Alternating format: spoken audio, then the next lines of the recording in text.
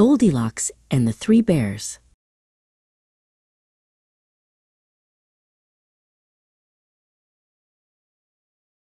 In a forest of emerald, ancient and deep, lived a notorious girl who had secrets to keep. With golden locks gleaming and eyes of bright blue, she sought out adventures that few would pursue. In a dress of bright yellow, she'd wander and stray, for Goldilocks found it too tedious to stay. Her nature was cheeky, adventurous, and bold, a juvenile spirit that couldn't be controlled.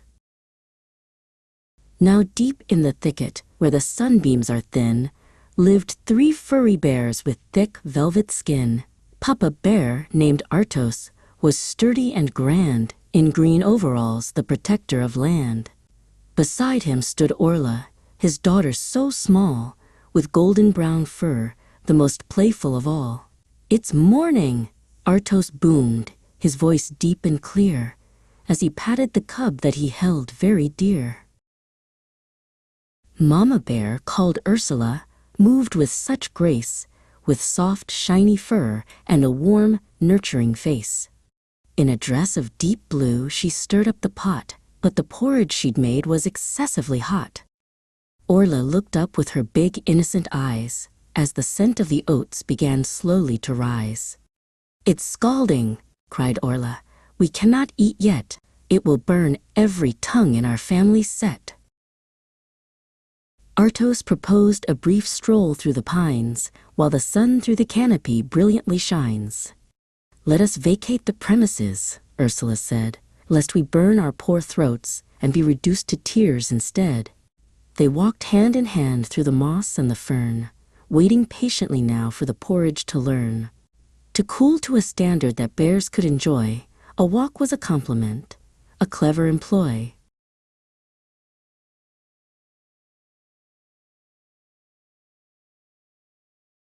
Goldilocks, meanwhile, had reached the front door, an inquisitive girl who sought something much more.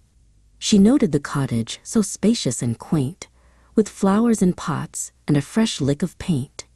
Though she knew that the house was strictly out of bounds, she listened for voices or any strange sounds. "No wonder it's quiet," she whispered with glee.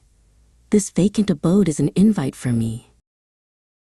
She entered the kitchen, a fish out of water, this adventurous girl, some mother's wild daughter. The aroma of oats was a scent so divine, a delicious temptation she couldn't decline. "I am ecstatic," she cried, with a skip and a hop, for her hunger was great, and she couldn't quite stop.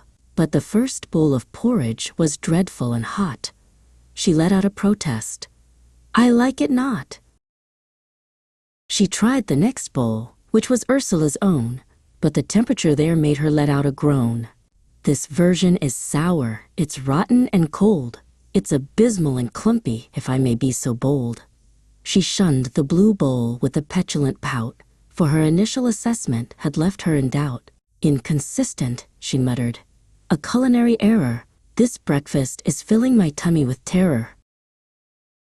Then she looked at the bowl that was Orla's small prize, and the steam from the oats brought a light to her eyes. She took a small spoonful. It was beyond compare. The ultimate flavor, a taste that was rare. She was elate and exhilarated by the find, leaving all thoughts of her manners behind. She ate every morsel. She finished the lot, wiping the bowl of the very last spot. "Now I require a seat," Goldilocks said, "before I proceed to find me a bed." She sat in the chair that was tall and was wide, but Artos's seat was too firm for her hide. "This chair is inferior. It's hard as a rock. It gives my poor system a terrible shock." She found it too hostile, too stiff, and too grand, the most uncomfortable chair in the land.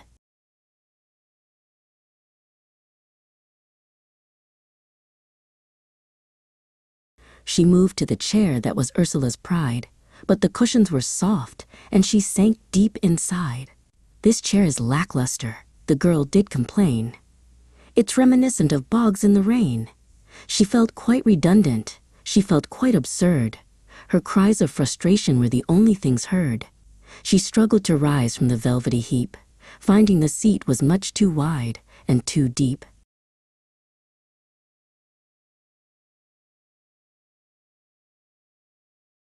But Orla's small chair was a dream, so it seemed, as the sunlight upon the wood polished and gleamed. "It's consistent," she cheered. "It's the best of the three, a perfect companion for someone like me." She sat with a thud, feeling rather content, on a juvenile seat where her energy went. She didn't reconsider or think of the weight, as she settled herself in a relaxed state.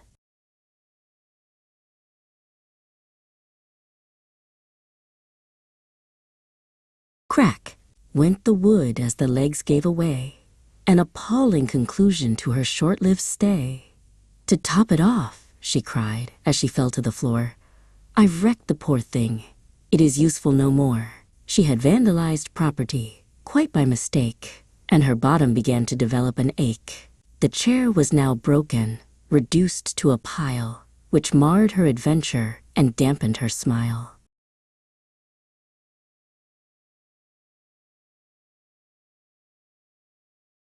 "I'm tired," she yawned, "and this day is a bore.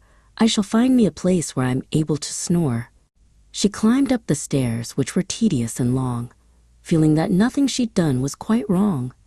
"I'm entitled to rest," she told the bare wall, as she walked down the carpeted length of the hall. Her energy waned as she sought out a bed, where she might finally lay down her head.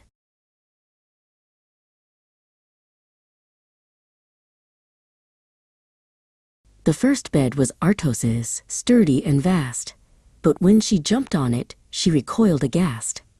"It's like sleeping on mountains. It's far too severe. I refuse to remain for a minute in here." She felt quite resistant to such a hard base, and a frown of annoyance appeared on her face. "It's out of the question," she said with a huff. "I require a bed that is made of softer stuff."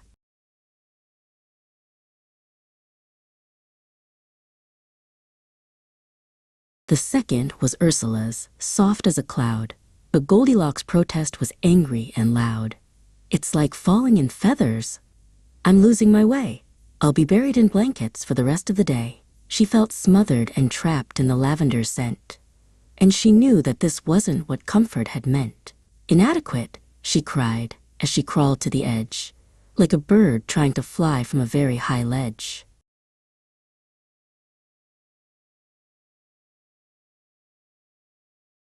But Orla's small bed was the pick of the bunch.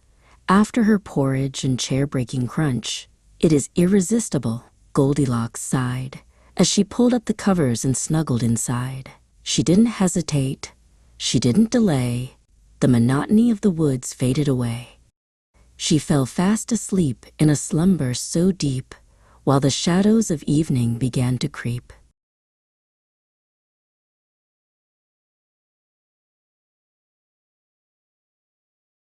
Meanwhile, the bears had returned from their stroll, with a hunger that reached to the depths of their soul.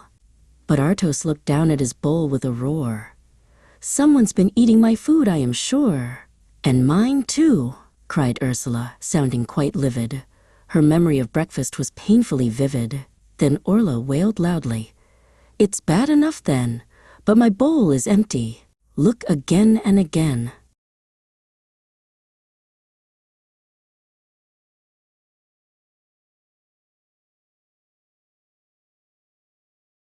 They moved to the lounge where the chaos was clear, and Orla's small voice was a tremor of fear.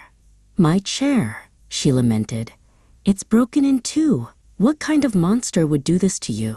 "It's an eyesore," cried Artos. "A mindless act, an atrocious display of a total lack of tact." "Furthermore," Ursula said, "my cushion is flat. Someone's been sitting right here where I sat."